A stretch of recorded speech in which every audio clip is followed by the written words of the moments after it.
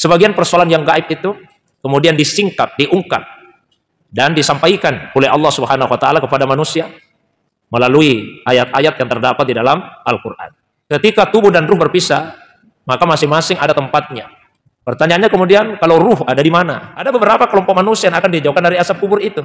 Salah satunya tadi yang rajin membaca doa di dalam salatnya. Allahumma inni a'udzubika min azabi jahannam wa min azabil qabri wa min fitnatil mahya wal mamat wa min syarri fitnatil masih dajjal. Ada yang pernah lihat malaikat?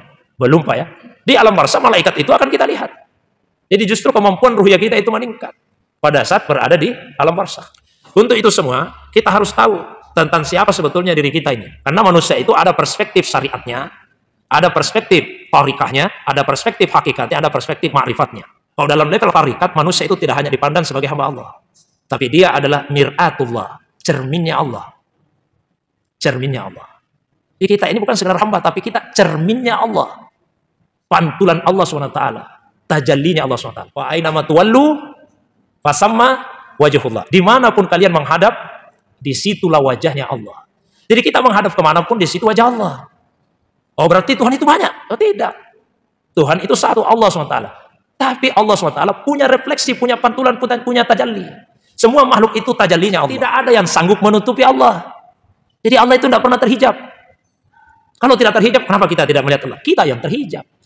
Jadi masalahnya itu bukan pada Allah SWT. Masalahnya pada kita. Ada parfum wangi. Siapapun bisa mencium wanginya parfum itu. Tapi ada masa di mana wangi parfum tidak tercium. Bukan karena parfumnya yang hilang wanginya. Hidung kita yang bermasalah. Hijab itu ada hijab zulumat, kegelapan-kegelapan. Tapi ada juga hijab nur. Nur malah yang menghijab kita. Kok bisa seperti itu? Kalau orang sudah dapat nur, tapi kemudian dia sombong. Maka yang perlu kita lakukan adalah menghilangkan hijab yang menutupi kita. Bukan yang menutupi Allah.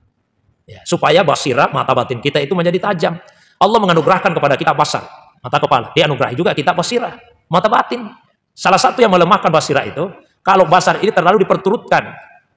Ada satu murid, saya masih remaja, dia tanya, Ustaz, bagaimana caranya supaya basirah saya ini tajam? Saya tak jangan dulu, saya kasih tahu. Kenapa Ustaz? Kau masih suka lihat cewek cantik? Kalau kau masih suka seperti itu, basarmu yang kamu ikuti, basirahmu melemah. Tapi kalau Pak Haji bisa enggak? Tapi masih suka Pak Haji? Dia yang oh masih, itu belum bisa.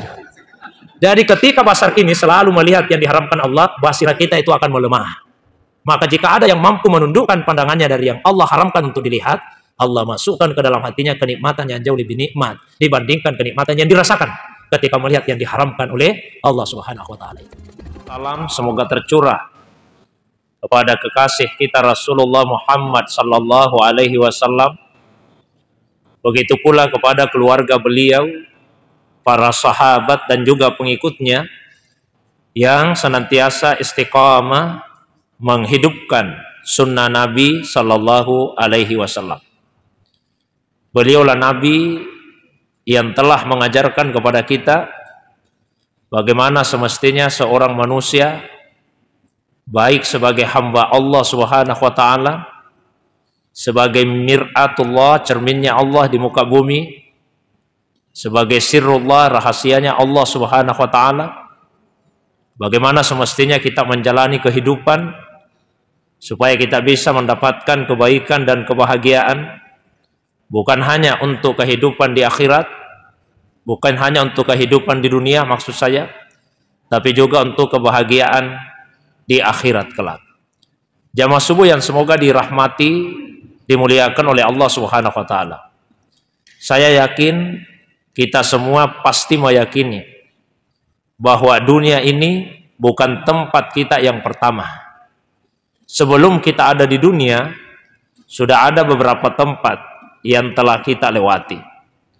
Pada awalnya ruh kita berada di satu alam yang dinamakan dengan alam arwah. Lalu kemudian tubuh kita diciptakan melalui beberapa proses, melalui beberapa tahapan. Dimulai dari sulala min tin, saripati tanah. Lalu kemudian saripati tanah itu diubah menjadi nutfah, menjadi sperma. Lalu nutfah itu diubah menjadi alaqah, sesuatu yang menempel di dinding rahim. Lalu alaqah itu diubah menjadi mudghah, sekerat daging. Lalu sekerat daging itu diubah menjadi izama, tulang belulang. lalu tulang belulang itu dibungkus kembali dengan daging, maka pada akhirnya terciptalah makhluk yang baru, yaitu manusia. Dan setelah 120 hari di dalam rahim ibu, ruh itu kemudian ditiupkan ke dalam tubuh tersebut. Ini perjalanan-perjalanan yang telah kita alami sampai kemudian kita dilahirkan, dikeluarkan di muka bumi ini. Saya juga yakin bahwa kita semua pasti meyakini dunia ini bukan tempat kita yang terakhir. Setelah kita meninggalkan dunia, akan ada beberapa tempat, beberapa alam yang akan kita lalui. Nah, tentu kehidupan yang telah kita lewati dan yang akan kita lalui nanti termasuk bagian dari persoalan yang gaib. Dan berkaitan dengan hal-hal yang gaib, Allah Subhanahu wa taala telah menegaskan bahwa Dia sajalah yang maha mengetahui hal-hal yang gaib itu. Sebagian persoalan yang gaib bersifat mutlak, seperti misalnya hakikat zatnya Allah Subhanahu wa taala yang selamanya akan bersifat gaib, yang tidak akan ada seorang manusia pun yang mengetahui bagaimana hakikat zatnya Allah Subhanahu wa taala. Sebagian persoalan yang gaib itu kemudian disingkap, diungkap dan disampaikan oleh Allah Subhanahu wa taala kepada manusia melalui ayat-ayat yang terdapat di dalam Al-Qur'an. Maka berkaitan dengan persoalan yang gaib, kita wajib merujuk kepada informasi yang disampaikan oleh Allah Subhanahu wa taala di dalam Al-Qur'an dan juga kepada informasi yang disampaikan oleh Rasulullah sallallahu alaihi wasallam di dalam hadis. Karena beliaulah yang diberi kewenangan oleh Allah Subhanahu wa taala untuk menjelaskan maksud dari ayat-ayat Al-Qur'an tersebut. Dan juga merujuk kepada pandangan yang dikemukakan oleh para ulama kita sebagai orang-orang yang tentu saja paling mengetahui tentang maksud kandungan dari ayat-ayat Al-Quran dan hadis-hadis Nabi Shallallahu Alaihi Wasallam. Nah, ini pengantar yang sangat penting bagi kita untuk membicarakan persoalan yang masuk di dalam wilayah atau ranah yang gaib. Jamaah subuh yang dirahmati, dimuliakan oleh Allah Subhanahu wa taala. Setelah sekian lama kita menjalani kehidupan di dunia ini, akan tiba saat di mana ruh dan tubuh itu kembali berpisah. Karena awalnya memang berpisah, disatukan di dalam rahim seperti yang saya sampaikan tadi, setelah 120 hari atau 4 bulan. Ketika tubuh dan ruh berpisah, maka masing-masing ada tempatnya. Yang paling mudah kita ketahui karena masih dilihat oleh mata, bahwa tubuh untuk orang-orang Islam itu ditempatkan, dimasukkan ke dalam tanah. Itu jelas terlihat mata, dikuburkan. Kenapa dikuburkan? Banyak hikmah yang terkandung di dalamnya. Di antaranya untuk menjaga kehormatan mayat, menjaga orang lain yang masih hidup dari gangguan baunya. Tapi hikmah yang terbesar dijelaskan oleh Allah Subhanahu wa taala di dalam Al-Qur'an. Minha khalaqnakum wa fiha nu'idukum wa minha nukhrijukum taratan ukhra. Dari tanahlah kami menciptakan kalian, ke dalam tanah pula lah kami mengembalikan kalian, dan dari tanahlah kalian akan dikeluarkan untuk kali yang kedua. Maka tubuh kita ini yang asal penciptaannya dari tanah, maka selayaknya juga dikembalikan ke dalam tanah. Itu pula lah 3 penggal kalimat yang dibaca setelah menguburkan jenazah, mengambil 3 genggam tanah. Genggaman yang pertama disertai dengan bacaan minha khalaqnakum, dari tanah kami ciptakan kalian. Kemudian genggaman yang kedua disertai dengan bacaan wa fiha nu'idukum, ke dalam tanah kami kembalikan kalian. Dan genggaman yang ketiga disertai dengan bacaan wa minha nukhrijukum taratan ukhra, dari dalam tanah kami akan mengeluarkan kalian untuk kali yang kedua. Itu tubuh dan masih dilihat oleh mata kita. Pertanyaannya kemudian, kalau ruh ada di mana? Pertanyaan ini penting untuk dijawab di antaranya. Satu, karena masih ada pandangan sebagian orang bahwa ada namanya ruh yang gentayangan di dunia ini, di mana-mana. Ada juga biasa yang bertanya, kalau misalnya ada orang yang meninggal lalu dia tidak dikubur, Seperti orang yang hangus terbakar, kita tidak mendapati lagi sisa-sisa tubuhnya. Orang yang hanyut, ya, tenggelam, tidak ditemukan lagi jasadnya. Orang yang kecelakaan pesawat terbang misalnya, dan faktor-faktor yang lain yang membuat jasadnya tidak dikubur. Muncullah kemudian pertanyaan, apakah orang yang seperti ini akan merasakan nikmat kubur kalau dia orang yang beriman, atau dia akan merasakan siksa kubur kalau dia orang kafir sementara dia tidak dikubur? Nah, sebelumnya itu Bapak Ibu sekalian, sebetulnya yang merasakan ini ruh atau tubuh kita. Ya, kalau kita mengatakan tubuh, misalnya kalau ada bagian tubuh yang diamputasi, apakah tubuh itu masih bisa merasa? Tentu tidak lagi, karena dia sudah putus hubungannya dengan ruh. Jadi sebetulnya tubuh ini menjadi bisa merasa karena dia punya hubungan, punya ittisal, ketersambungan dengan ruh. Begitu hubungan itu putus, maka tubuh kemudian tidak bisa lagi merasa. Sehingga sebetulnya yang paling utama adalah ruh. Maka apapun yang dialami oleh tubuh, mau dikubur tidak dikubur, tapi tetap ruh itu akan merasakan kenikmatan atau siksa. Di mana ruh itu berada? Di suatu alam yang ulama kita namakan dengan alam barzakh. Nah, itu judul yang diberikan pada kami tentang kehidupan di alam barzakh.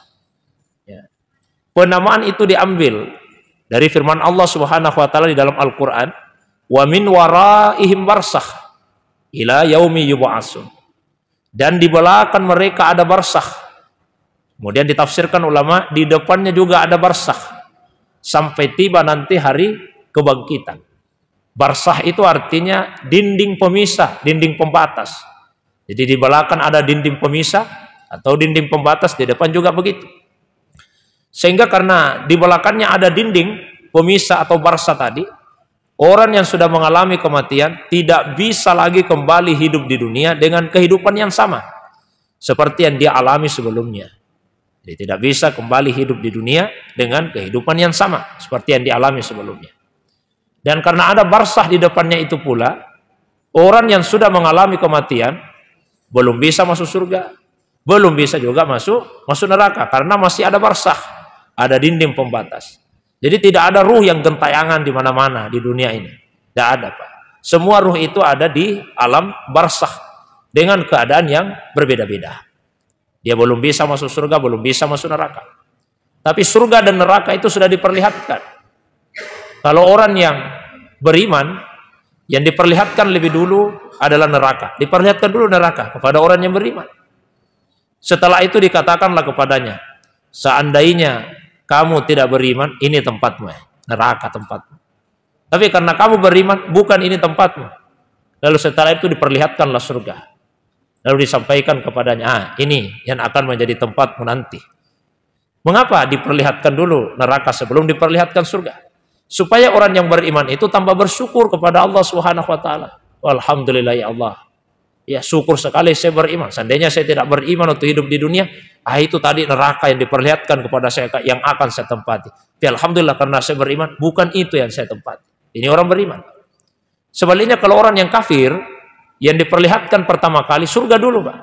Diperlihatkan dulu surga. Setelah itu dikatakan kepadanya, seandainya kamu beriman, ini tempatmu surga. Tapi karena kamu kafir, kamu tidak beriman, bukan ini tempatmu. Lalu diperlihatkanlah kepadanya surga. Lalu dikatakanlah kepadanya, seandainya kamu beriman, itu tadi tempatmu. Karena tidak beriman, ini tempatmu neraka. Ya. Kenapa diperlihatkan dulu surga? Oleh karena orang-orang kafir itu dibuat lebih menyesal lagi. Supaya dia merasa menyesal. Ya Allah, seandainya saya beriman waktu hidup di dunia, itu tadi surga yang akan saya tempati. Tapi karena saya kafir, saya tidak masuk surga, neraka yang akan saya tempati. Rasulullah SAW menyampaikan, setiap orang yang hidup di muka bumi ini, itu dipersiapkan satu tempat baginya di surga dan satu tempat baginya di neraka.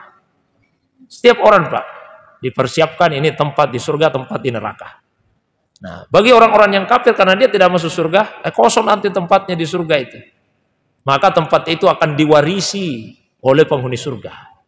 Itulah sebabnya penghuni surga itu disebut juga dengan al-warisun, para pewaris. Mereka mewarisi tempat-tempat di surga yang tidak jadi dimasuki oleh orang-orang yang kafir karena kekafirannya itu. Nah, jamaah yang dimuliakan oleh Allah Subhanahu wa taala. Nah, meskipun belum bisa masuk ke neraka bagi orang yang kafir ini, tapi neraka itu diperlihatkan pagi petang. Di dalam Al-Quran Allah SWT berfirman, An-naru yu'raduna 'alaiha wuduwan wa asyiya. Api neraka itu diperlihatkan kepadanya wuduwan wa asyiya. Setiap pagi, setiap petang. Jadi setiap pagi, setiap petang api neraka diperlihatkan kepadanya. Di mana kejadiannya ini? Ya bukan di dunia. Karena orang kafir ketika masih hidup di dunia belum diperlihatkan neraka. Pagi dan petang belum. Bukan juga setelah hari kebangkitan. Karena dalam lanjutan ayat disebutkan, wa yauma taqumus saah. Dan nanti kalau sudah terjadi kiamat, lalu kemudian Allah perintahkan pada para malaikat, malaikat, adkhilu ala fir'aun asyaddal azab. Nah, masukkanlah Fir'aun dan pengikutnya ini ke dalam siksa yang pedih, yaitu neraka. Oh, berarti kejadian diperlihatkan neraka tiap pagi dan petang itu antara kehidupan dunia dengan hari kebangkitan. Di mana tempatnya? Tiada lain kecuali di alam barzakh. Dan itu adalah satu siksa yang tersendiri. Maka di dalam kubur itu ada azab. Selain ada azab, ada juga fitnah. Kalau fitnah, semua orang akan mengalami, Pak. Meskipun orang beriman, semua akan mengalami fitnah kubur. Tapi kalau azab, hanya dialami oleh orang-orang yang kafir dan orang yang durhaka. Jadi lain fitnah kubur, lain azab kubur. Fitnah kubur itu semua akan mengalaminya, meskipun orang yang beriman. Nah, salah satu contoh fitnah kubur, yaitu datangnya dua malaikat yang lalu menanyakan beberapa pertanyaan kepada yang ada di kubur. Ini namanya fitnah kubur, ujian di dalam kubur. Jadi tiap orang akan diuji, sekalipun orang beriman, ya tetap akan ditanya juga. Itu fitnah kubur. Ya, bahkan di satu kitab Ahwalul Kubur wa Sifatu Ahliya ila Yaumin Nusyur disebutkan bahwa orang yang beriman itu akan mengalami fitnah di dalam kuburnya selama 7 hari. Maka dianjurkanlah kepada keluarganya untuk memberikan makanan. Dan dia niatkan itu sebagai sedekah untuk keluarga yang sudah meninggal. Karena orang beriman di dalam kubur akan mengalami fitnah selama 7 hari. Di kitab yang sama juga disebutkan, kalau orang yang banyak dosanya, maka dia akan mengalami fitnah lebih lama lagi, selama 40 hari. Nah, ini fitnah kubur semua akan mengalami. Beda dengan azab kubur. Kalau azab kubur tidak semua mengalami. Yang mengalami ya orang kafir dan orang yang banyak dosa. Adapun orang yang beriman akan dijauhkan dari azab kubur itu. Ketika disebut kubur, yang dimaksud bukan di dalam tanah itu, tapi yang dimaksud adalah alam barzakh tadi, ya, alam barzakh itu. Nah, apa buktinya kalau ada siksa di dalam kubur? Di antaranya Rasulullah Sallallahu Alaihi Wasallam mengajarkan kepada kita satu doa untuk dibaca di dalam salat. Hadisnya terdapat di dalam Sahih Muslim. Nabi bersabda, "Idza tasahhada ahadukum falyasta'idz billahi min arba." Apabila salah seorang di antara kalian sudah tasahud, ya, sudah tahiyat di dalam salatnya, maka hendaklah ia berlindung kepada Allah dari 4 hal dengan membaca Allahumma inni a'udzubika min azabi jahannam wa min azabil qabri wa min fitnatil mahya wal mamat wa min syarri fitnatil masihid dajjal. Ya Allah, sungguh saya berlindung kepadamu dari azab neraka jahanam, dari azab kubur, dari fitnah hidup dan mati, dan dari fitnah kejahatan dajjal. Ini ada 4 yang disebut dalam doa tadi yang kita berlindung kepada Allah darinya. Azab neraka jahanam, kemudian azab kubur. Berarti ada azab di dalam kubur. Nah, ini hadis yang sangat kuat menunjukkan kepada kita akan adanya azab di dalam kubur. Selain beberapa ayat Al-Quran yang memberi isyarat dan dipahami ulama seperti itu. Misalnya di dalam Al-Quran Allah berfirman, وَلَنُذِيقَنَّهُمْ مِنَ الْأَذَابِ الْأَدْنَى دُونَ الْأَذَابِ الْأَكْبَرِ. Dan kami akan membuat mereka merasakan. Kami akan membuat mereka merasakan. Minal azabil adna, sebagian dari siksa yang lebih ringan. Dunal azabil akbar, yang dibawanya siksa yang lebih besar. Oh, berarti azab ini 2 macam. Ada azab yang adna, yang lebih ringan. ada azab yang akbar, yang lebih besar. Salah satu tafsir ulama kita bahwa azab yang adna itu azab kubur, sementara azab yang akbar yaitu siksa neraka. Begitu juga isyarat yang dipahami oleh para ulama kita ketika membaca surah At-Takasur, alhaakumut takasur hatta zurtumul maqabir. Itu juga dipahami memberi isyarat tentang adanya azab di dalam kubur. Tapi apakah semua kaum muslimin, semua ulama sepakat akan hal itu? Jawabannya tidak. Ada beberapa kelompok, ya, kelompok terutama dari golongan Mu'tazilah. Mu'tazilah ini yang banyak menggunakan rasio, menggunakan akalnya. Ya, mereka berpandangan bahwa tidak ada namanya azab kubur. Ya, itu pandangan dari kelompok Mu'tazilah.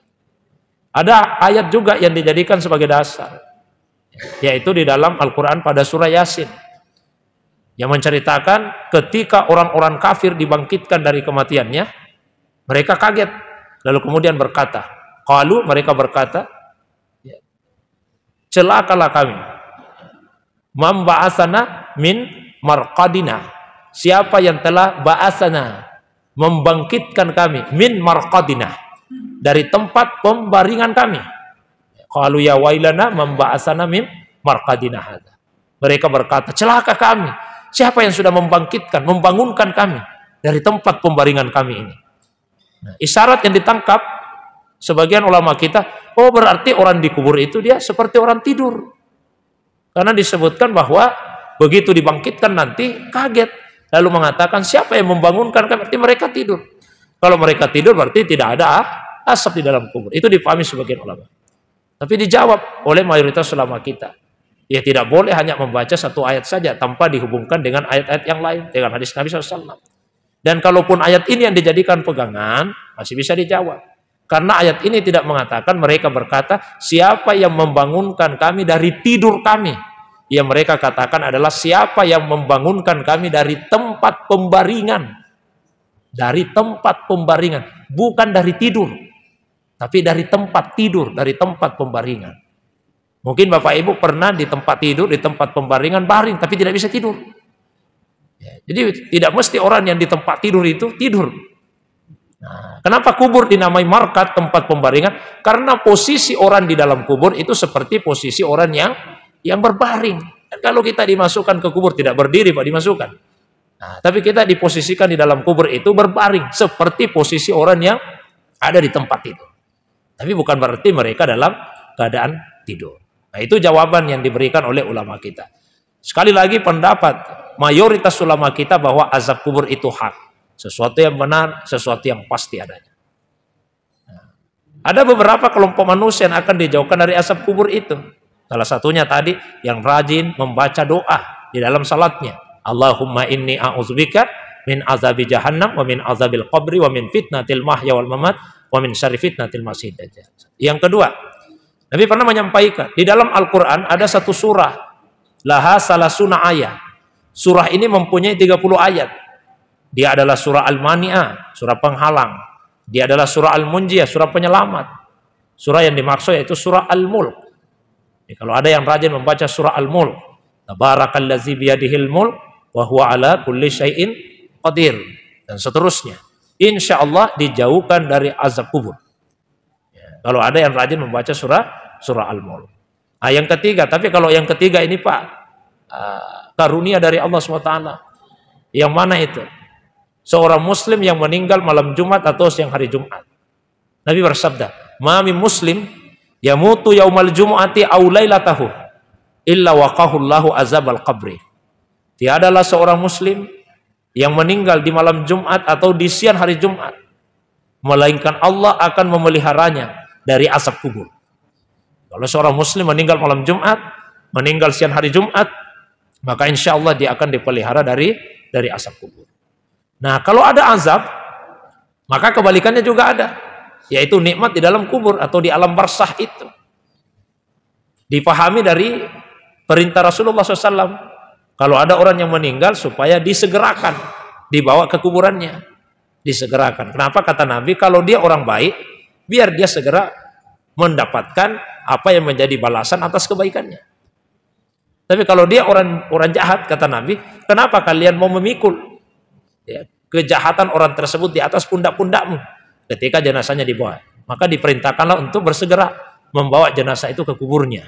Nah, tadi bahasanya Nabi, kalau dia orang baik, biarlah dia bersegera mendapatkan balasan atas kebaikannya itu. Berarti ada kenikmatan di dalam kubur. Nah, jamaah subuh yang dimuliakan Allah. Hanya saja kita ini manusia, tentu kalau mau ke alam barzah, Pak, relatif sulit. Yang mudah bagi kita ya ziarah kubur saja. Maka Nabi perintahkan kemudian adalah ziarah kubur. Nabi perintahkan secara kaul dan Nabi lakukan secara fi'il. Misalnya secara kaul, secara ucapan. Kuntu nahaitukum an ziaratil kubur. Dulu, kata Nabi dulu, saya pernah melarang kalian dari ziarah kubur. Awalnya ziarah kubur itu dilarang. Minimal dua alasannya. Satu, masih ada sisa-sisa praktek kemusyrikan. Nah, yang kedua, di awal keislaman belum banyak orang Islam yang meninggal. Karena belum banyak orang Islam yang meninggal, siapa yang mau disiarahi kuburnya? Tapi setelah sekian lama, banyak juga orang Islam yang meninggal, maka kata Nabi, ala fasuruha. Sekarang saya perintahkan kalian ziarah kuburlah. Fa innaha turiqul qalba. Ya, ziarah kubur itu melembutkan hati. Wa tudmi'ul ain, membuat air matamu mudah berlinang. Wa tuzakkirukumul akhirah, dan mengingatkan kalian akan adanya kehidupan di akhirat. Dan Nabi secara rutin melakukan ziarah kubur itu. Baik ziarah ke kubur Baqi, ziarah ke Uhud, ya, dan ziarah ke kuburan-kuburan yang lain. Maka ini adalah sunnahnya Rasulullah Shallallahu Alaihi Wasallam. Kemudian penting juga dipahami bahwa bukan berarti ketika seseorang itu di dalam kubur di alam barzah, ya, khususnya untuk Rasulullah SAW dan para aulia wali-wali Allah SWT, kemudian mereka kehilangan kemampuan ruhiyah yang dimiliki waktu hidup di dunia. Justru kemampuan ruhiyahnya itu semakin meningkat. Kenapa? Karena sudah tidak lagi terikat dengan jasadianya. Jadi pada saat berpindah ke alam barzah, kemampuan ruhiyah itu meningkat. Di Al-Quran misalnya disebutkan seperti ini. Fakashafna anka gita'at fabasarukal yauma hadid. Fakashafna anka gita'at. Kami angkat tirai yang menutupi pandanganmu. Fabasarukal yauma hadid. Pandanganmu pada hari ini sangat tajam. Jadi yang di dunia kita tidak bisa lihat ini, kita tidak lihat di dunia. Di alam barzah kita akan lihat. Di dunia, Pak, ada yang pernah lihat malaikat di dunia? Ada yang pernah lihat malaikat? Belum, Pak, ya. Di alam barzah malaikat itu akan kita lihat. Jadi justru kemampuan ruhiyah kita itu meningkat pada saat berada di alam barzah. Pendengaran dan sebagainya. Maka jangan kemudian dipahami ketika Rasulullah wafat, wali-wali Allah wafat, kemampuan ruhiyahnya menjadi hilang.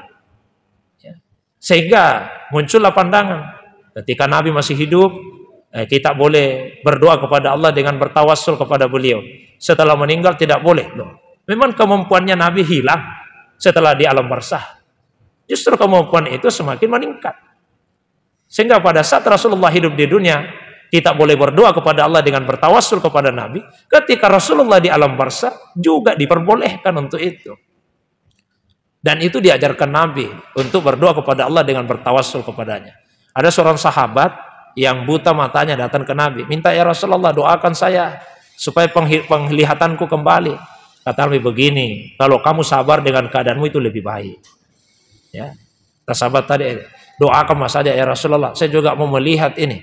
Ya sudah, kalau begitu kau pergi wudhu, salat. Setelah itu Nabi ajari, baca ini. Allahumma inni as'aluka wa atawajjahu ilaika binabiyyika Muhammadin nabiyyir rahmah. Ya Muhammad, ya Sayyidina Muhammad, inni tawajjahtu bika ila rabbi litukda hajati fasyafihu fi. Ya, sesungguhnya saya meminta kepadamu ya Allah, dan saya tawajjuh, saya menghadap kepadamu binabiyyika Muhammadin, dengan perantaraan Nabimu Muhammad. Itu Nabi yang ajari berdoa kepada Allah dengan menjadikan Nabi sebagai perantara. Binabiyyika Muhammadin, Nabi rahmah, Nabi pembawa rahmat. Wahai Muhammad, wahai Sayyidina Muhammad, saya menghadap kepada Allah dengan perantaraanmu agar hajat-hajatku dipenuhi. Ya Allah, fasaffihu fiyah, berikanlah izin kepada Nabi untuk memberikan syafaat kepada saya. Ini ketika Nabi di alam barzah pun kemampuan itu tetap dimiliki oleh Rasulullah SAW. Jangan kita pahami kematian kemudian menghilangkan kemampuan ruhiyah yang tadinya dimiliki oleh Rasulullah Shallallahu Alaihi Wasallam itu. Paling terakhir, jamaah sekalian, alam barzah ini sifatnya hanya fase transisi. Ini hanya fase transisi saja. Ya. Kita tidak akan selamanya ada di alam barzah. Setelah hari kebangkitan, maka semua manusia ya, yang tadinya ada di alam barzah, kemudian akan berpindah ke alam akhirah, alam yang terakhir yang akan kita diami. Disitulah kita akan mengalami berbagai macam peristiwa-peristiwa. Dimulai dari dikumpulkannya kita di padang mahsyar, kemudian diserahkannya kitab catatan amal, diadakannya hisab, hari perhitungan amal, kemudian hari ditimbang amal perbuatan, digiring kita menuju ke sirat. Setelah kita melewati itu semua, akan ada yang masuk surga dan akan ada yang masuk neraka. Singkat saja di surah Yasin Allah SWT berfirman, "Wal yauma la tuzlamu nafsun syai'a." Pada hari ini kata Allah SWT, tidak akan ada seorang pun yang dizalimi. Wala tujzauna illa ma kuntum ta'malun. Dan kalian tidak akan diberikan balasan kecuali berdasarkan bima kuntum ta'malun, berdasarkan apa yang telah kalian lakukan semasa hidupmu di dunia. Ketika itulah akan ada yang masuk surga dan kemudian akan ada yang masuk ke dalam neraka. Nah, kita selalu berdoa kepada Allah SWT, semoga kita diberikan ridha dan surga, dijauhkan dari murka dan neraka. Salah satu doa yang sangat sering kita baca di bulan Ramadan ini, terutama menjelang buka, sehingga doa ini mungkin salah satu doa yang sangat kita gemari, karena kalau sudah terdengar berarti sudah mau buka. Ya, Allahumma inna nas'aluka ridhaka wal jannah wa na'udzubika min sakhatika wan nar. Ya Allah, kami minta kepadamu, kami mohon kepadamu ridhamu dan surga, dan kami berlindung kepadamu dari murkamu dan api neraka. Mudah-mudahan kita semua termasuk dalam golongan orang-orang yang mendapatkan anugerah surga dari Allah Subhanahu wa taala, tapi yang terpenting dan teratas dari itu semua yaitu mendapatkan ridhanya Allah. Kenapa saya sampaikan seperti itu? Pertanyaan sederhananya Bapak Ibu sekalian. Perandaian kalau tidak ada surga, kalau tidak ada neraka, tidak ada hari kebangkitan, ya, tidak ada hari perhitungan amal, kira-kira masih mau salat tidak? Tidak ada surga, tidak ada neraka, tidak dibangkitkan, tidak akan ditanya-tanya, masih mau salat tidak? Masih mau puasa tidak? Masih mau sedekah tidak? Masih mau zikir tidak? Masih mau baca Quran tidak? Kalau umrah mungkin masih mau sekalian jalan-jalan. Nah, tapi kalau salat, puasa, zikir, baca Quran, mungkin sebagian orang mulai berpikir, tunggu dulu Ustaz, kalau tidak ada juga surga, untuk apa lagi salat? Untuk apa lagi puasa? Atau kalau kita mati selesai urusan, lebih baik kita nikmati saja semua kesenangan yang ada di dunia ini, kalau target kita surga. Tapi kalau tujuan hidup kita bukan surga, tujuan hidup kita apa? Mendapatkan ridhonya Allah SWT. Mau ada surga, tidak ada surga, ada neraka, tidak ada neraka, ada hari pembalasan, tidak ada hari pembalasan, ada hari perhitungan amal, tidak ada hari perhitungan amal, ada hari kebangkitan, tidak ada hari kebangkitan, itu semua tidak ada bedanya. Tetap akan beribadah kepada Allah SWT, karena yang diharapkan adalah ridho Allah Subhanahu wa ta'ala. Mungkin itu pengantar kajian kita di subuh ini. Wa ilallahi turja'ul umur. Wassalamualaikum warahmatullahi wabarakatuh. Ada apa Intan? Saya silakan.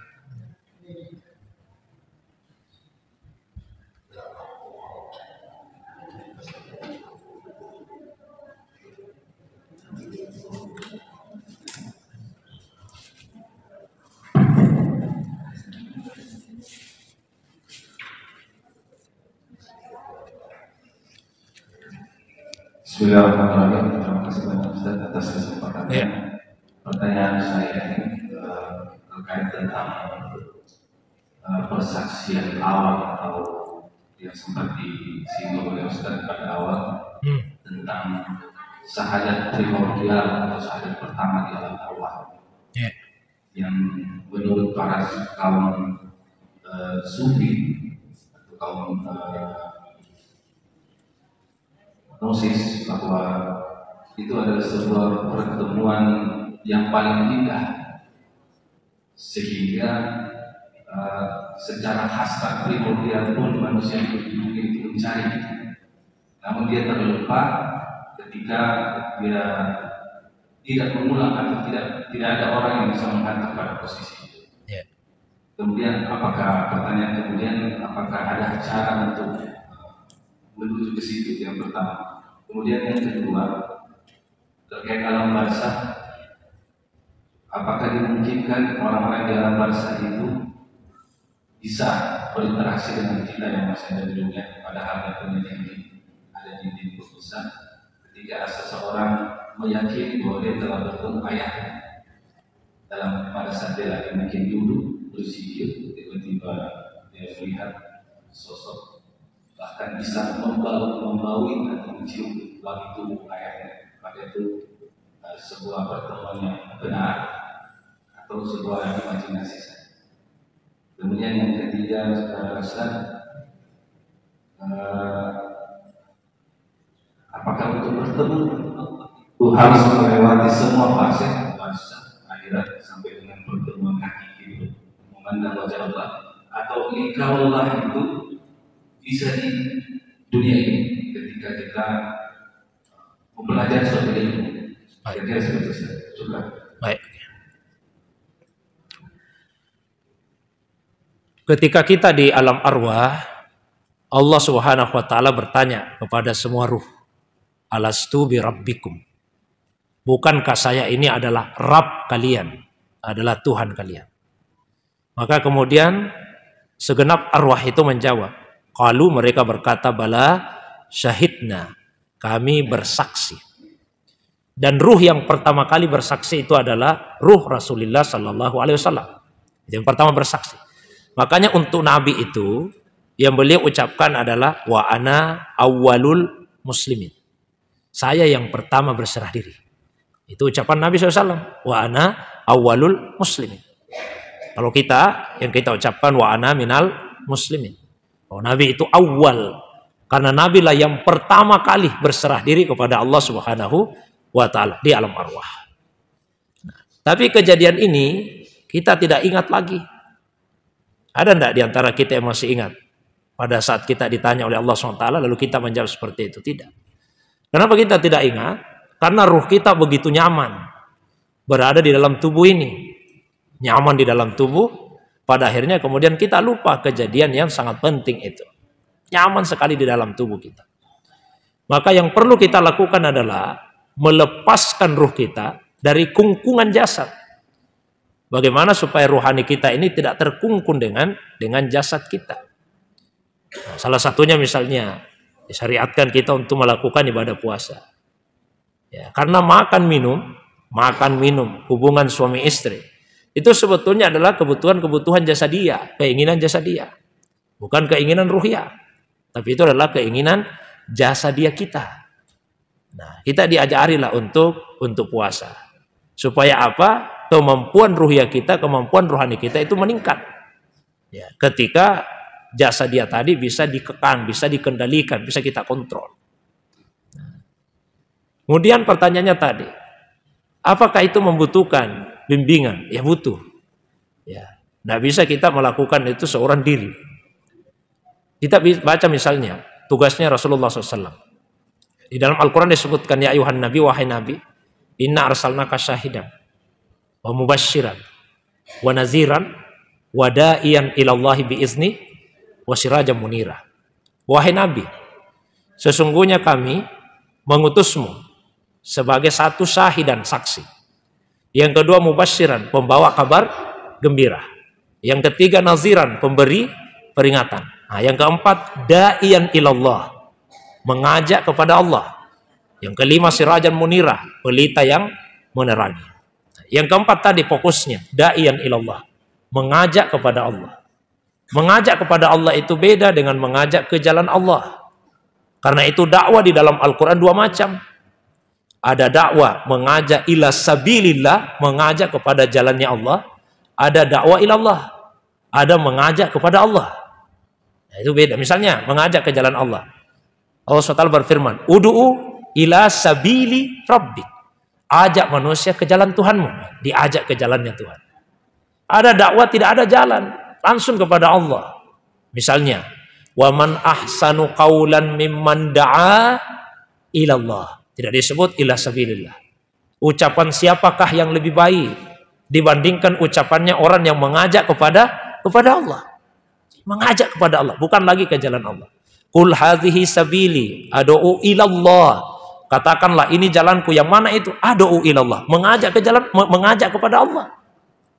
Ala basirah, di atas keterangan yang nyata. Ana wa manittabani, saya bersama dengan orang-orang yang mengikuti saya. Jadi dakwah dua macam. Dakwah ke jalan Allah, dakwah kepada Allah. Yang mana itu dakwah ke jalan Allah?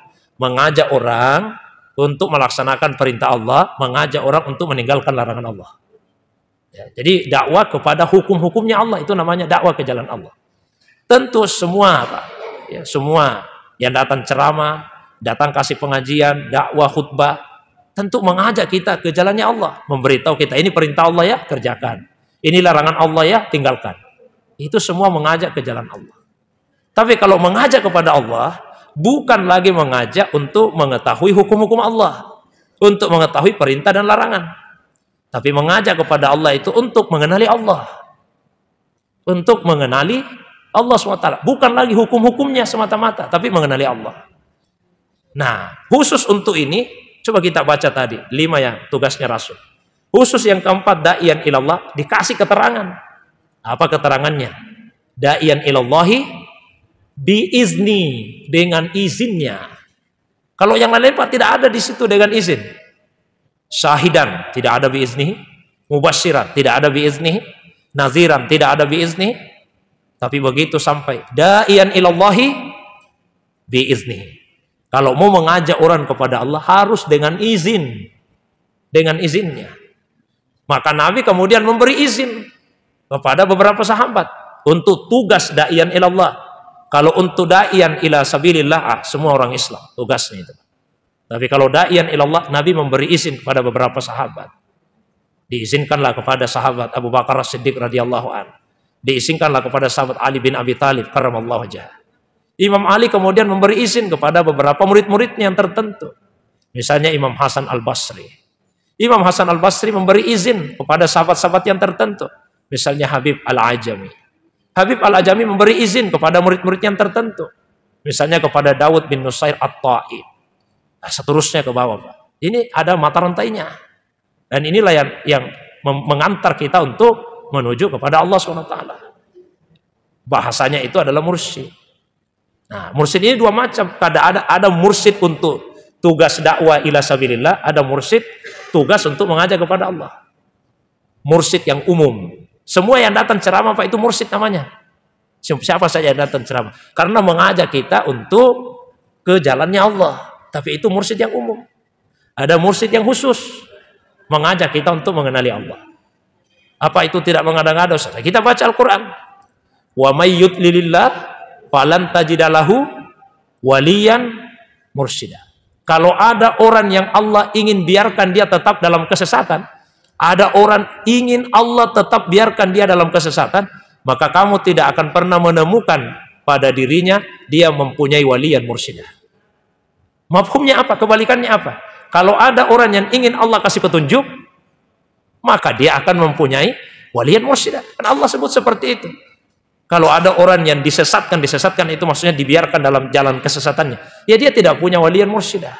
Berarti kalau ada orang yang ingin Allah kasih petunjuk, maka dia akan mempunyai waliyan mursyidah. Kita butuh orang yang mengantarkan kita. Ini orang yang telah mendapatkan izin. Jadi kembali kepada kita. Kita hanya sebatas mau mengetahui hukumnya Allah, atau kita juga ingin mengenali Allah Subhanahu wa ta'ala. Kalau kita hanya ingin mengetahui hukumnya Allah, belajarlah fikih. Fikih itu membuat kita tahu hukum-hukum Allah. Kita belajar fikih, diajari kita caranya wudhu begini ya, caranya wudhu. Ya, diajari kita caranya salat begini ya. Diajari kita rukunnya puasa begini ya.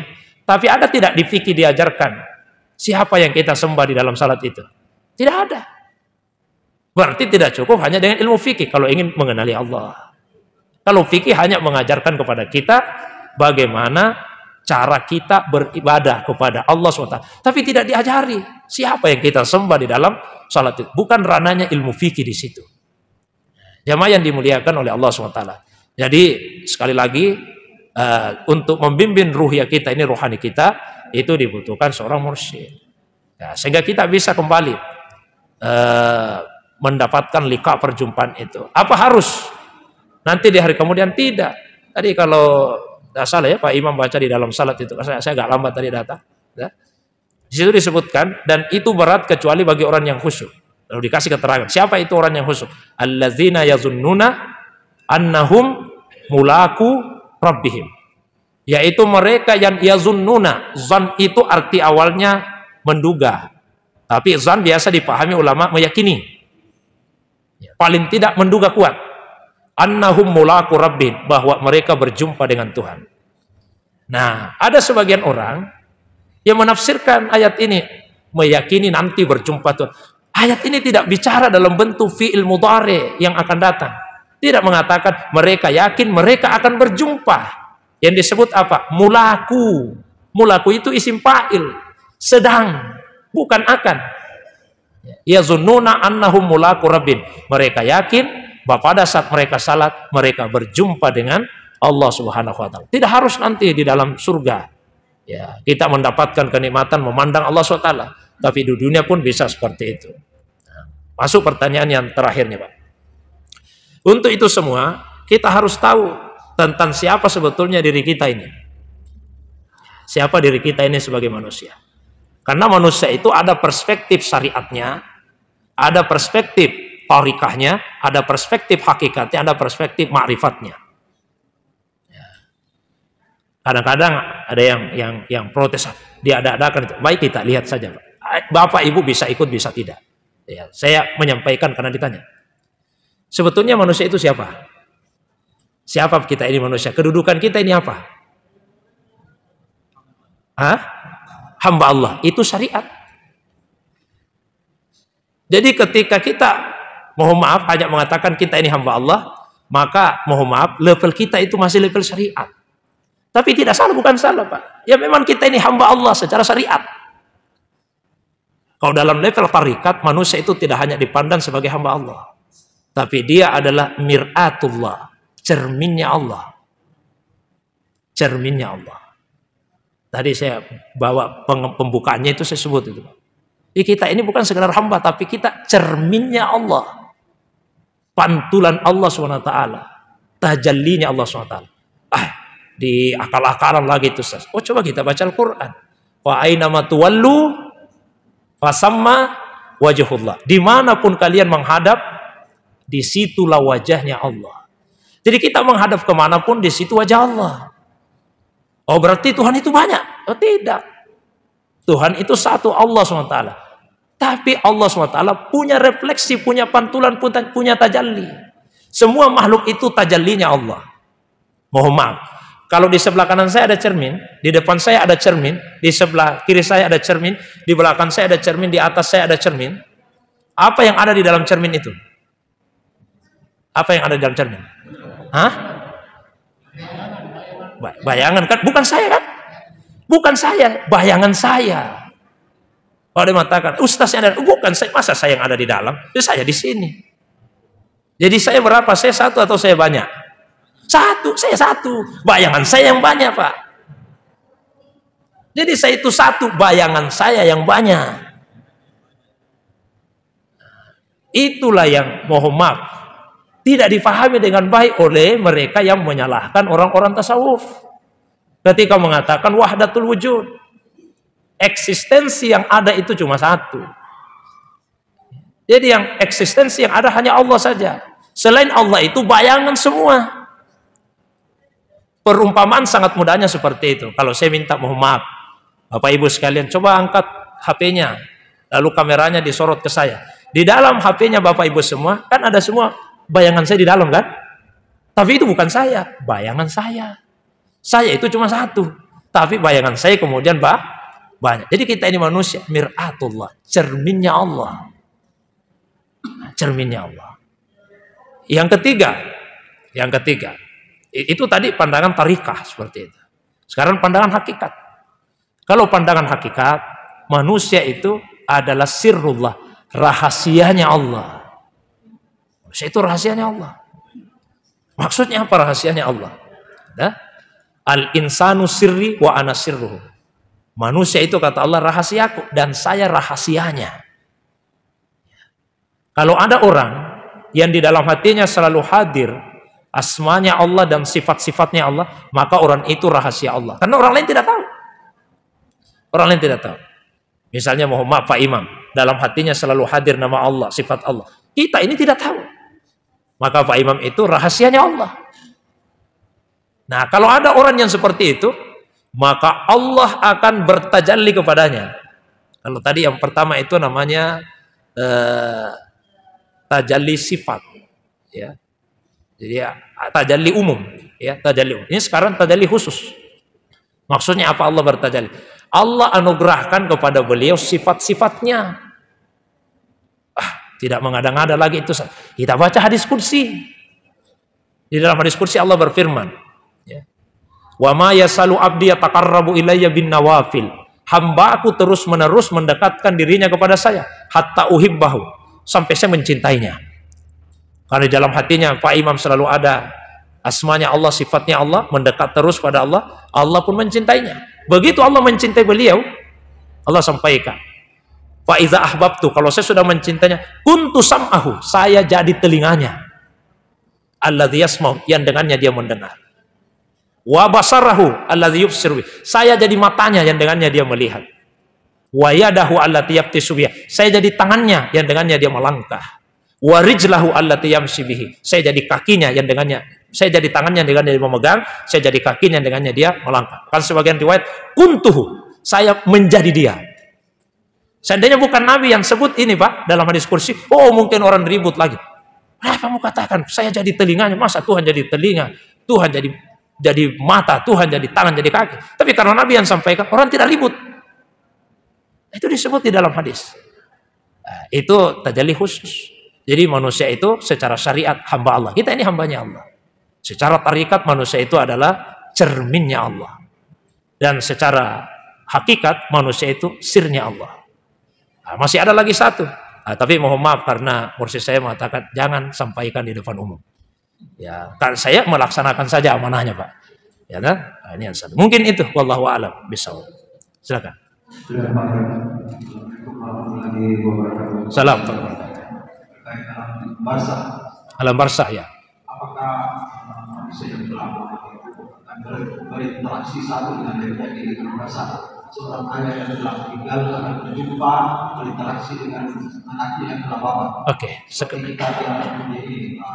baik, sekalian jawaban yang pertanyaan tertinggal. Baik, makasih Pak. Itu dia wafat secara, kalau memang dia berinteraksi, dia wafat secara normal dan bagaimana yang wafat itu tidak normal seperti beberapa tahun lalu diberikan bahwa seorang kekasih habis di hidupnya dengan cara bunuh diri dan tidak direstui oleh orang tuanya. Apakah mereka juga ini akan berinteraksi masa? Iya. Kemudian juga Pak Ustaz mau diklarifikasi. Saya pernah mendengar bahwa di alam Ramadan itu manusia yang telah meninggal dia akan mendatangi keluarganya. Dia akan menembus alam dunia ini berjumpa dengan keluarganya. Mau diklarifikasi. Baik. Salam. Oke. Al-arwahu junudun mujannadah. Ruh-ruh itu ibarat tentara-tentara yang dipersenjatai. Kalau mereka saling mengenal, maka mereka akan akrab. Tapi kalau tidak saling mengenal, maka mereka akan saling membelakangi. Jadi di alam barzah itu, ruh-ruh itu akan saling mengunjungi. Di hadis disebutkan, kalau ada seseorang yang meninggal, baru saja meninggal, datang itu keluarga-keluarganya. Ya, datang menjumpainya. Oh, dia lihat, oh ini keluarga saya, ini. Lalu dia bertanya, di mana keluarga kita yang satu lagi itu? Lain tempatnya itu. Ya, karena dia orang durhaka, lain tempatnya, tidak sama-sama dengan kita. Jadi ada interaksi di alam barzah di antara ruh. Bukan saja sesama yang sudah meninggal, kita yang masih hidup pun bisa berinteraksi dengan ruh yang sudah meninggal itu. Oh, dalam mimpi jelas. Kenapa? Karena mimpi itu sebetulnya setengah dari kematian. Orang yang mimpi itu orang yang wafat.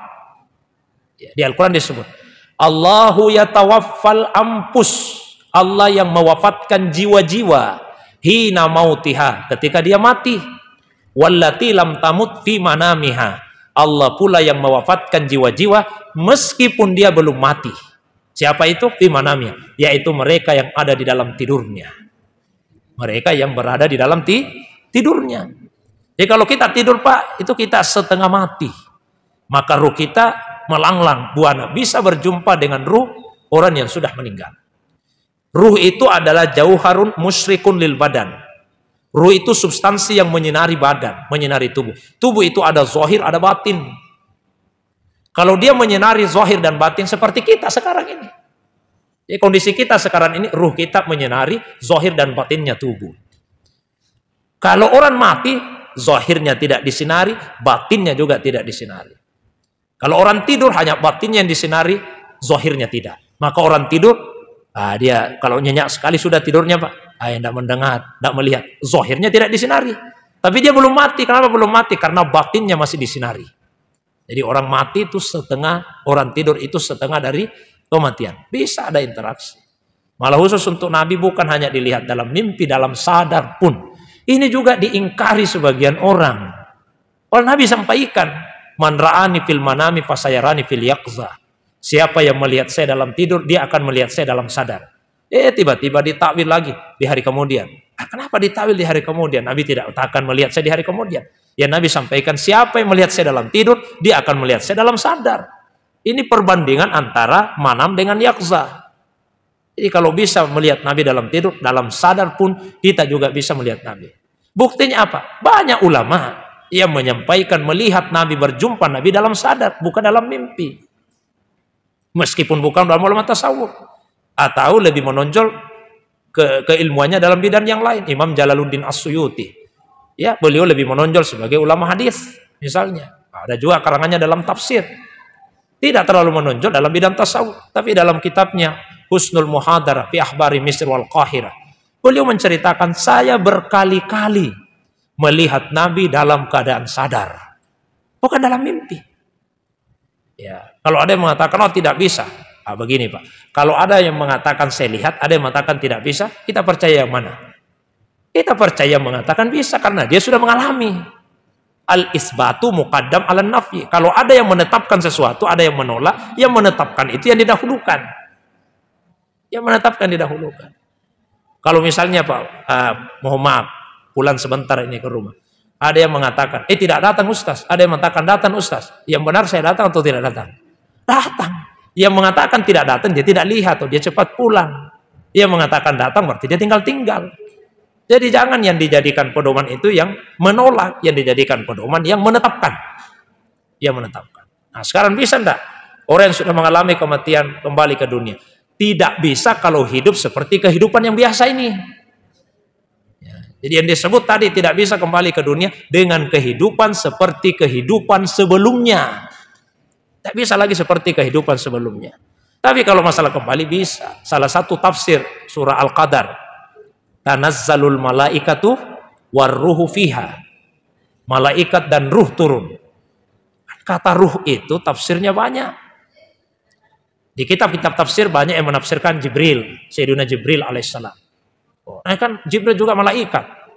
Sudah disebut malaikat. Dikatakanlah itu menyebut yang khusus setelah menyebut yang umum. Oke, apa-apa. Ulama lain mengatakan ruh yang dimaksud di situ ruh para syuhada, ya. Wali-walinya Allah yang sudah meninggal. Kan di Al-Quran disebut. Jangan kalian mengatakan orang yang meninggal di jalan Allah itu mati. Bal ahya'un inda rabbihim. Mereka hidup di sisi Tuhannya. Tapi kehidupan yang berbeda dengan kehidupan kita sekarang. Ada lagi satu tafsir. Yang mengatakan di situ adalah Sayyiduna Khidir alaihissalam. Karena beliau hidup. Tapi dengan kehidupan yang tidak sama. Dengan kehidupan yang kita alami saat ini. Kehidupan itu bertingkat-tingkat. Misalnya saya tanya, Nabi Isa masih hidup tidak Nabi Isa? Hidup, tapi apa hidupnya sama dengan kita? Tidak sama. Tidak makan minum lagi seperti makan minum kita. Tapi beliau masih hidup. Jadi hidup itu jangan dipahami satu macam seperti kehidupan yang kita alami ini. Mungkin itu Pak. Wallahu a'lam bishawab.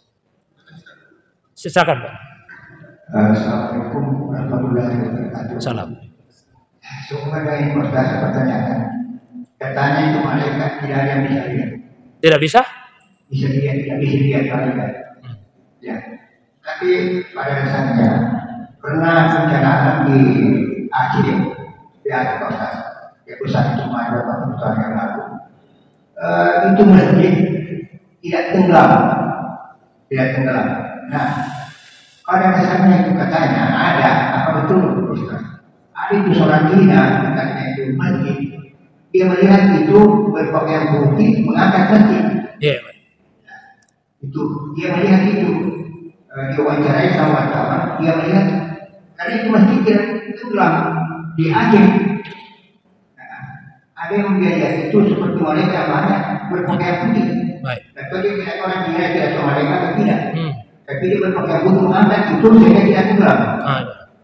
Apa betul tidak bisa dikembalikan. Baik. Kedua, ada dua ustaz dan saya dapat itu adalah majlis karena apa betul itu ustaz itu menyelamatkan api neraka kalau kita baca pada subuh dan maghrib. Iya. Jadi sebenarnya banyak yang bisa anda hafal, cuma itu yang saya dihafal. Apa betul nggak itu ustaz? Ada ketiga juga ustaz. Katanya zaman dulu kita orang tua, saya pernah dengar bahwa itu namanya Allah. Kejadian Allah itu diumpamakan itu ustaz. Kopi dibuka, sekarang itu disaksikan itu Allah bahwa itu ada belakangnya. Apa saya tidak tahu. Topi, saya katakan topi itu. Apa itu toki? Topi. Oh, topi, Itu kita mau melihat menyaksikan Allah Subhanahu wa Ta'ala supaya bisa membuat itu ada Allah. Sehingga dibuka ada topi supaya jangan kita tidak percaya sama Allah. Ada berlindung. Apa betul begitu Mas? Di zaman dulu itu katanya itu ada tajalinya itu Allah dan berkali itu seakan-akan ada berlindung itu oleh belakang. Jadi kita harus menyaksikan bahwa itu ada Allah. Baik. Ya, oke, makasih Mas. Sudah. Apakah malaikat bisa dilihat? Malaikat itu diberikan izin oleh Allah untuk mengubah diri. Kalau malaikat mengubah diri, maka dia bisa dilihat. Ini bukan dalam wujud yang asli. Dan beberapa kali terjadi di masa Nabi SAW. Malaikat mengubah diri, sahabat melihat. Malaikat yang telah mengubah dirinya itu, mengubah wujudnya. Yang paling populer, Jibril alaihissalam pernah mengubah dirinya. Datang ke majelisnya Rasulullah SAW, dilihat oleh para sahabat. Dan sahabat cerita, bainama nahnu julusun inda Rasulullah SAW. Ketika kami duduk-duduk mengelilingi Nabi, iztala'a alaina rajul. Tiba-tiba muncul seorang laki-laki. Syadidu bayadis thiyab, pakai baju putih-putih sekali. Syadidu sawadis sa'ar, dengan rambut hitam-hitam sekali. La yura alaihi asarus safar, tidak ada tanda-tandanya dia datang dari perjalanan jauh. Wala ya'rifuhu minna ahadun, tidak ada yang tahu siapa dia. Fajalasa ila Rasulullah sallallahu, langsung dia duduk dekat sekali ke Nabi. Seberapa dekat? Asnada rukbatai ila rukbatai, dia dekatkan lututnya ke lututnya Nabi. Wa wada akaffahi ala fahizai, lalu dia letakkan kedua telapak tangannya di atas pahanya. Nah, nanti di ujung hadis Nabi sampaikan, ditanya Umar, kamu tahu tidak siapa yang datang beberapa hari lalu itu? Kata Umar, Allah wa rasuluhu alam, Allah dan Rasulnya lebih tahu. Nabi jawab, fa innahu Jibril, itu Jibril. Yu'allimukum dinakum, datang untuk mengajarkan pokok-pokok ajaran agama. Berarti kalau malaikat mengubah diri, bisa dilihat. Itu kalau mengubah diri. Seperti dilihat tadi Pak, ya kalau malaikat ya bisa dilihat mengubah diri. Kalau dalam wujud yang asli, kalau Nabi bisa melihat dalam wujud yang asli. Dan Nabi pernah melihat. Ya, paling tidak 2 kali. Ketika pertama kali menerima wahyu. Dan yang kedua, walaqad ra'ahu naslatan ukhra inda sidratil muntaha. Jadi 2 kali minimal Rasulullah melihat dalam wujud yang asli. Kalau kita manusia biasa, Nabi saja Pak menggigil waktu melihat dalam bentuknya yang asli. Nah, kita juga mau melihat dalam bentuk yang asli, langsung mati barangkali kalau kita melihat dalam bentuk yang asli. Ya, jadi kalau mengubah wujud bisa. Itu Pak ya. Yang kedua masalah doa, silakan. Allahumma ajirni minan nar. Ya Allah selamatkan saya, lindungi saya dari api neraka. 7 kali dibaca habis salat subuh, 7 kali dibaca habis salat maghrib. Doa-doa lain yang tidak dihafal tidak apa-apa Pak. Yang penting ditahu ini intinya yang saya minta ini kepada Allah SWT. Karena berdoa itu tidak sama menghafal doa. Kalau menghafal doa, kala kita yang tua-tua dibandingkan anak-anak TK. Anak-anak TK banyak hafalan doanya. Nah, tapi belum tentu anak-anak kita itu berdoa dalam arti memahami apa yang dia minta. Orang minta itu harus tahu apa yang dia minta. Biar dihafal doanya, kalau tidak itu apa yang diminta ini. Cuma dihafal saja. Biar kita tidak hafal, asal kita tahu apa yang kita minta kepada Allah Subhanahu wa Ta'ala. Nah, kemudian yang ketiga yang penting. Apakah Allah itu bisa terhijab? Bisa tertutup? Kira-kira bisa atau tidak? Apakah Allah bisa terhijab? Bisa tertutup? Sehingga tidak dilihat? Bisa atau tidak? Pak Ji? Hah? Tidak bisa, tidak ada yang sanggup menutupi Allah. Jadi Allah itu tidak pernah terhijab. Kalau tidak terhijab, kenapa kita tidak melihat Allah? Kita yang terhijab. Jadi masalahnya itu bukan pada Allah SWT, masalahnya pada kita. Ada parfum wangi. Ya, ini untuk mendekatkan saja pemahaman. Ada parfum yang wangi. Siapapun bisa mencium wanginya parfum itu. Tapi ada masa di mana wangi parfum tidak tercium. Bukan karena parfumnya yang hilang wanginya. Hidung kita yang bermasalah. Begitu tersumbat hidung, pilek, influenza, kita tidak bisa mencium wanginya. Jangan kita mengatakan, apa yang menutupi ini parfum sehingga tidak tercium wanginya. Bukan yang menutupi parfum, yang menutupi hidungmu. Allah itu tidak pernah terhijab. Kita lah manusia yang terhijab. Nah, hijab itu ada hijab zulumat, kegelapan-kegelapan. Tapi ada juga hijab nur. Nur malah yang menghijab kita. Kok bisa seperti itu? Kalau orang sudah dapat nur, tapi kemudian dia sombong. Itu terhijab dengan nur itu. Maka yang perlu kita lakukan adalah menghilangkan hijab yang menutupi kita. Bukan yang menutupi Allah. Ya, supaya basira, mata batin kita itu menjadi tajam. Allah menganugerahkan kepada kita basar, mata kepala. Dianugerahi juga kita basira, mata batin.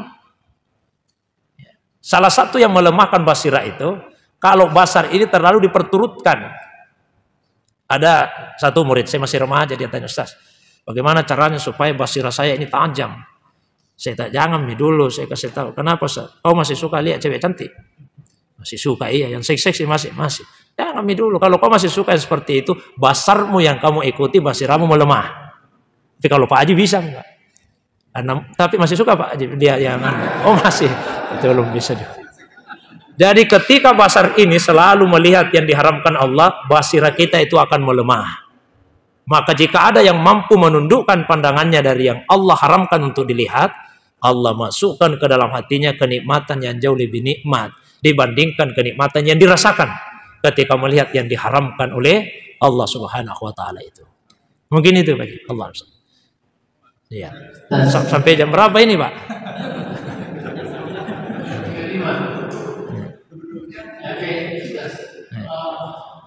Perpindahan dari alam dunia ke alam barzah itu pada saat kita tiba nanti di sana, apakah itu kita sadar, Pak? Sadar bahwa proses nanti ini. Seperti tadi diceritakan bahwa kita akan diperlihatkan mengenai surga dan neraka. Baik. Itu pertanyaan pertama. Lalu pertanyaan yang kedua, Ustaz. Adakah orang lain yang memang dia tidak beriman atau dia kafir karena dari kedua orang tuanya? Dan alhamdulillah kita yang memang lahir dalam keadaan beriman karena orang tua kita kategori Islam ya. Nah tentu beda kalau orang yang lahir dari bukan agama Islam, katakanlah dia orang kafir. Lalu saya membandingkan lebih hebat dong kalau dia sempat masuk atau berpindah agama dari luar Islam masuk ke Islam. Itu pemahaman saya lebih hebat karena dia bisa tahu ini yang diridai oleh Allah. Itu pertanyaan kedua, Ustaz. Pertanyaan ketiga, ini sering juga membayang-bayangi di pikiran saya. Kebetulan saya sering jadi saksi ya di pengadilan. Jadi saya menemukan dengan keyakinan saya bersaksi tidak ada Tuhan selain Allah dan Tuhan adalah utusan Allah. Di pemahaman saya itu saya kan tidak melihat Allah. Saya juga tidak melihat Muhammad karena memang akhirnya saya. Nah, kata saksi itu yang biasa. Kenapa bukan saya tidak tahu? Dan saya sebab saya beriman, bukan bersaksi. Itu pertanyaan ketiga. Terima kasih. Oke. Baik. Yang pertama, Pak. Waktu kita berpindah dari rahim ke dunia, awalnya kita tidak sadar. Waktu kita pindah, Pak, ke dunia ini, awalnya kita tidak sadar. Lama-lama jadi sadar. Oh, ternyata saya sudah di dunia ini. Nah, nanti seperti itu juga. Waktu kita meninggal, kita itu merasa tidur. Jadi awalnya kita merasa tidur, tidurnya panjang sekali. Sampai kemudian, kita kemudian terbangun. Lalu kita mencium, seperti bau tanah ini. Di mana saya tidur ini? Begitu kita terbangun, penuh kesadaran, baru kita sadar, ternyata saya sudah tidak di dunia lagi. Jadi kalau ditanya apa kita sadar bahwa kita sudah berpindah dari alam dunia, kita sadar. Sadar. Nabi jelaskan itu. Jadi pada awalnya kita merasa tidur yang panjang. Kan biasa Pak, kalau kita tidur itu panjang, kadang-kadang kita kaget bangun. Di mana saya ini? Saya ya pernah juga mengalami, maksudnya begini Pak. Kalau capek sekali, saya pernah capek sekali. Ada pengajian di penjara, karena capek sekali saya parkir mobil dulu di parkiran, saya tidur. Begitu saya bangun, di mana saya ini berada ini? Tempat yang tidak saya kenal. Nah, ternyata lama-lama urutan di depan penjara saya ternyata ini tidur. Seperti itu Pak. Kadang saya parkir mobil di pinggir jalan saja, capek sekali tidur. Nah, terdengar suara-suara apa itu, Bang, di mana ini? Jadi seperti itulah kalau kita mengalami kematian. Ya, pada saat kita baru terbangun, kita merasa dulu baru bangun dari tidur panjang. Lama-lama baru kita ternyata saya sudah di dalam kubur, di alam barzah. Mulailah kita menangis. Sejadi-jadinya, ya Allah, mati betul misalnya ini. Nah, itu yang pertama. Yang kedua, apa tadi itu yang kedua Pak? Saya langsung ketiga dulu sebentar, yang kedua. Yang ketiga, menyaksikan itu tidak harus dengan mata kepala. Ya, kalau dengan mata kepala itu melihat. Menyaksikan dengan cara melihat, satu. Ada juga menyaksikan dengan cara berpikir. Ya. Bapak-bapak siap tidak bersaksi kalau 1 tambah 1 itu 2? Kalau ada yang membantah, ada yang bisa yang siap membantu saya. Kalau saya katakan tidak 2, ada yang mengatakan 3 Ustaz, 2. Saya mau cari saksi dulu deh yang menguatkan saya. Kira-kira siap bersaksi Pak? Kalau 1 tambah 1 2, siap bersaksi atau tidak? Siap kan? Dari mana itu 1 tambah 1 2? Dilihat nggak itu 1 tambah 1 2? Tidak, dengan akal. Kita menyaksikan dengan akal. Kita juga bisa menyaksikan dengan hati. Jadi ketika kita mengatakan saya bersaksi bahwa tidak ada Tuhan kecuali Allah, maka itu persaksian dengan akal dan dengan hati kita. Kita bersaksi bahwa Muhammad adalah utusan Allah, bukan berarti kita hidup sesama dengan Nabi SAW. Tapi kita mendengarkan riwayat-riwayat yang menceritakan tentang kehidupan Nabi. Kita baca Al-Quran, maka kita kemudian meyakini sepenuhnya. Keyakinan itu muncul, maka itu menjadi kesaksian kita. Apa yang kita yakini, kita siap untuk mempersaksikannya. Bukan harus dilihat.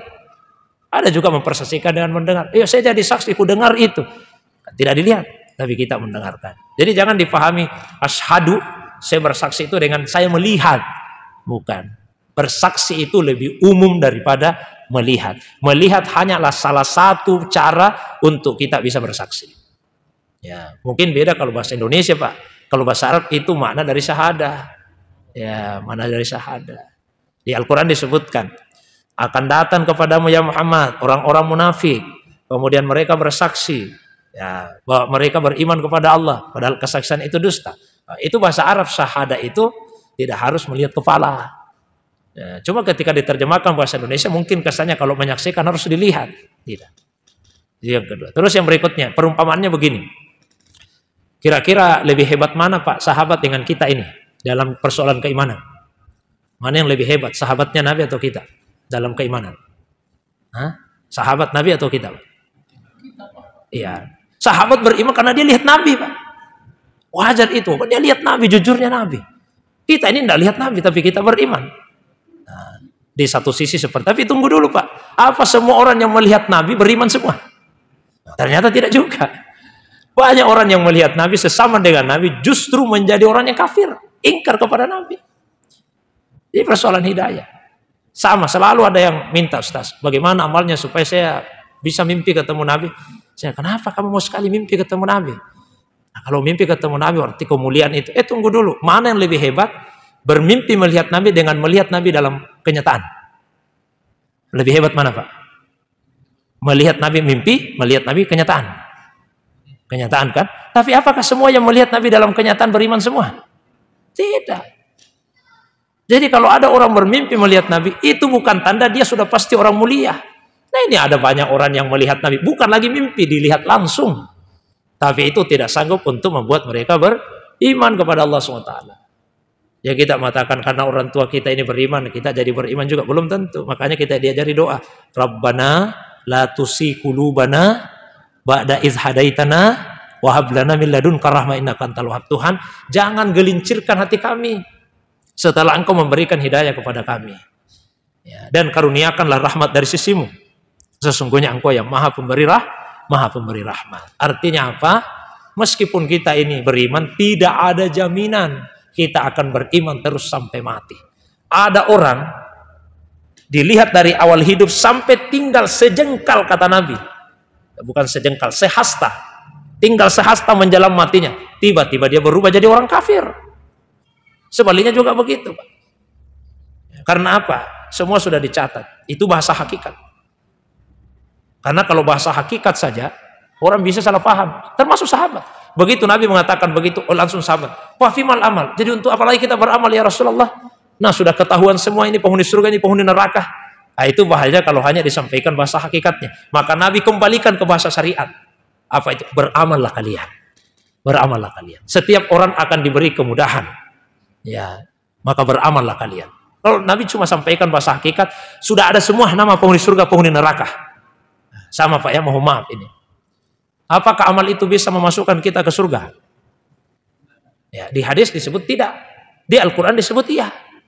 Oh, yang mana ayatnya di Al-Quran? Udkhulul jannata bima kuntum ta'malun. Masuklah ke surga dengan sebab amal yang kalian lakukan. Itu di Quran. Di hadis Nabi sampaikan, la yudkhila ahadakum amaluhu al-jannah. Amal itu tidak pernah memasukkan ke surga.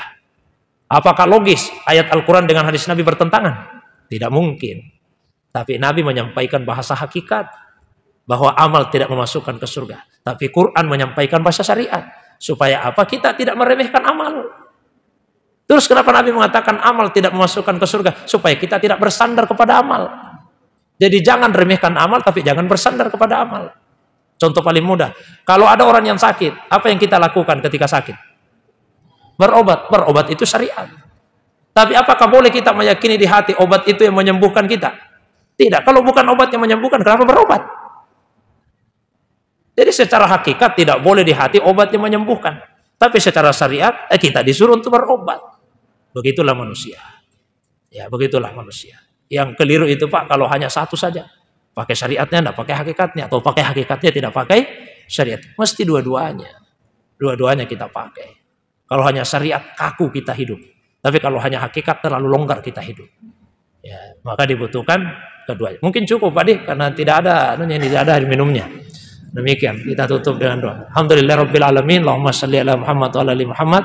Allahumma faqihna fid din wa alimna ta'wil. Allahumma faqihna fid din wa alimna ta'wil. Allahumma faqihna fid din wa alimna ta'wil. Allahumma ja'alna minal mutawadi'in wa la taj'alna minal mutakabbirin. Allahumma ja'alna minal mutawadi'in wa la taj'alna minal mutakabbirin. Allahumma ja'alna minal mutawadi'in wa la taj'alna minal mutakabbirin. Allahumma ja'alna minal alimin al-amilin al-muhlisin al-maqbulin. Rabbana atina fid dunya hasanah wa fil akhirati hasanah wa qina adzabannar bi fadli. Subhana rabbika rabbil izzati amma yasifun wa salamun alal mursalin. Wa akhiru da'wana alhamdulillahi rabbil alamin bi barakati al-Fatihah.